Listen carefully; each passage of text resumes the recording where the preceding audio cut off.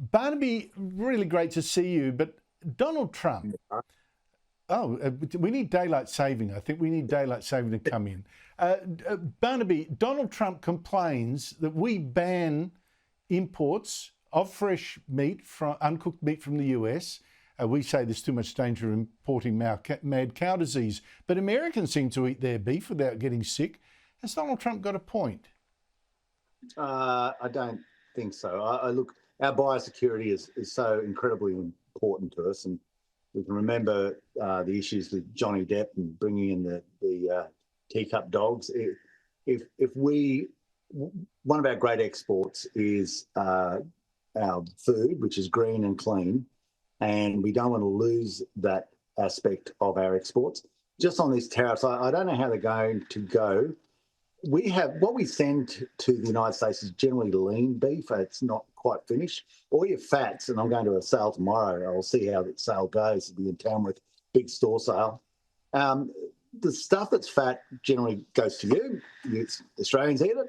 And stuff that's not quite up to the mark gets ground up, heads over to the United States, and they use it with their fats and goes into the hamburger. So the stuff that's not quite right, not quite finished, as we say, it becomes part of the process that goes in with the American fat meat and goes into hamburgers. And it actually helps the Americans get a greater premium on their fat meat. So I think there's a lot more thought that needs to go into this, but we'll see how things pan out.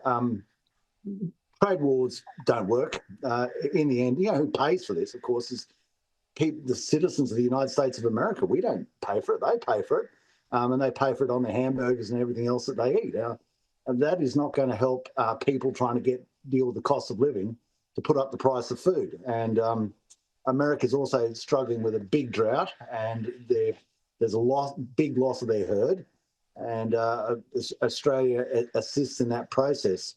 So, I don't know whether President Trump's got a position or a point. He's certainly got a position, but the ramifications of his decision may be a bit wider than what was first anticipated. Well, talking about ramifications, Barnaby, something that too few people are talking about. I'd like Donald Trump fighting the woke culture, but what really has worried me that is weakening the loyalties and alliances that make the West strong collectively, that give the US friends in fights for freedom. Look how we've fought by its side in wars. His savaged Ukraine has insulted Europe. He hasn't ruled out force in taking Greenland from Denmark. Has demanded Canada become America's 51st state, and now is forcing Japan and South Korea, unbelievably, to talk with traditional enemy China about joining forces to deal with Trump's tariff war. I mean, Japan and China, seriously, this is really weakening the West, isn't it? Doesn't it concern you? Concern me a bit, and of course it concerns me and us. Should concern all your listeners more than most. We've had the Chinese doing live fire exercises off our coast.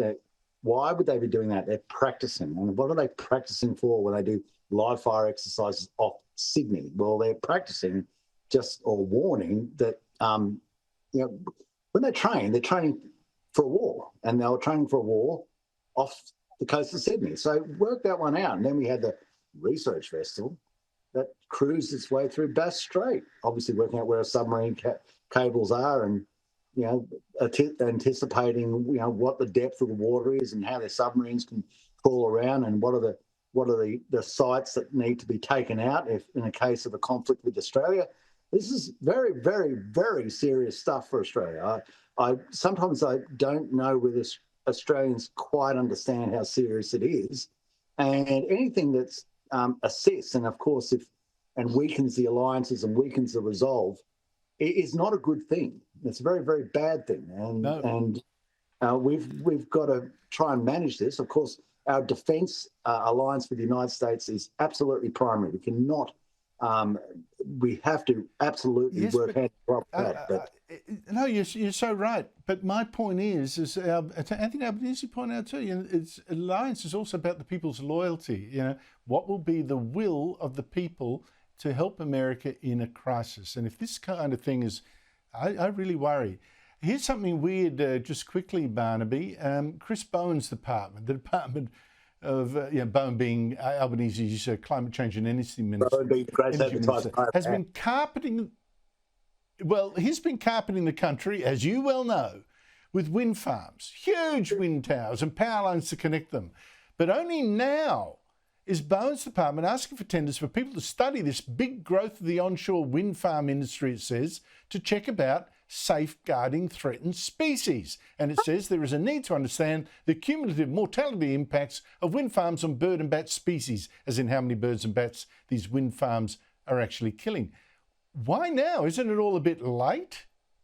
He's bat poo crazy.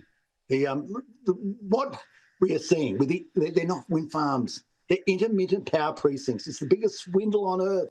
They get paid a return even if they don't produce an electron. They get to sell power in 5-minute blocks when you need it for 24 hours. They get paid the price in the stack of the highest person who comes in. So even if they bid negative, it doesn't matter. They get paid the top price. It's a whole swindle. And now we're seeing that they just have to abide by regulations that if I broke, I'd go to jail. I mean, they're just chopping up birds and getting rid of koalas and getting rid of gliders, and it doesn't seem to matter. They level hills, they knock over forests, and apparently this is for the environment. This is to save the planet. It's a complete hoax. It's a swindle, and you pay for it. You pay for it on your power bill. Every time you turn on the kettle, you're paying for it. You know why? And now Chris Bowen's sort of like, this is not very popular. Yeah, but these wind farms have been chopping up birds for 20 years. We've covered this for a decade at least, and only now they're going to have a little study about it. I mean, that is really weird. That's because what's Barnaby happening? Joyce, thank you so much.